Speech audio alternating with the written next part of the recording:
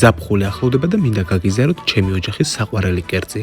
ეს არის ჩიჟი-პიჟი, რომელიც გამოდის უგემრიელესი. ყველა ოჯახში მზადდება თავისებურად, ამიტომაც მე გიზიარებთ ჩემი ოჯახის საყვარელ რეცეპტს. რა თქმა უნდა, უცვლელად კი ყველა პროდუქტი მოვიმარაგე ორ ნაბიჯში. პირველ რიგში ბოსტნეულობა აუცილებლად უნდა გავრეცხოთ გამდინარე წყალში. შემდგომში პომიდორი დავსეროთ. პომიდორის ზედაპირზე მოვათასოთ მდუღარე წყალი. გავაჩეროთ მინიმუმ 15 წუთი. ამასობაში გავრეცხოთ სხვა ბოსტნეულობა და დავჭრათ პატარა კუბებად. კუბებად უნდა დავჭრათ ხახვი, ბულგარული წიწაკა ორივე სახეობის და ასევე წიწაკაც. მწვანილებიდან კი დაგჭირდება ქინძი, ოხრახუში და რეჰანი. დავაკუცმაცოთ და დროებით გადავდოთ. 15 წუთის შემდგომ პომიდორს გავაცალოთ კანი. შემდგომში დავსეროთ და დავჭრათ პატარა კუბებად. თითქმის კერძისათვის ყველა პროდუქტი დავჭერეთ. დაგვრჩა მხოლოდ კვერცხი. კვერცხი მოხმარებამდე გავრეცხოთ და მოვათასოთ თაში.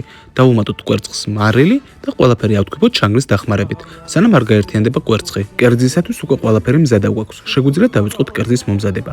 ტაფა აუცილებლად კარგად გავაცხელოთ. მოვათასოთ ზეთი. ზეთი როდესაც გაცხელდება, მოვათასოთ ხახვი, ბულგარული წიწაკა ორივე სახეობის, ასევე მწარე წიწაკაც. ყველაფერი კარგად გადავურიოთ და დავაფაროთ თავსახური. მოვთუშოთ 15 წუთის განმავლობაში. კვლავაც ყველაფერი კარგად გადავურიოთ და შემდგომში მოვათასოთ კუბებად დაჭრილი პომიდორი. გადავურიოთ, დავაფაროთ თავსახური და მოვადუღოთ 15 წუთის განმავლობაში. დავუმატოთ გემოვნებით მარილი და ასევე დაკუცმაცებული მწვანილი. ისევე უნდა გადავურიოთ ყველაფერი კარგად, დავაფაროთ თავსახური და მივიყვანოთ ადუღებამდეს. საბოლოოდ წრიული მოძრაობით მოვათასოთ ზედაპირზე კვერცხი. დავაფაროთ თავსახური და ვადუღოთ 5 წუთის განმავლობაში. ასეთი არაჩვეულებრივი უგემრიელესი ჩიჟი-პიჟი გამოგვივიდა. აუცილებლად სცადეთ, არ ენანეთ, ნამდვილად გემრიელია.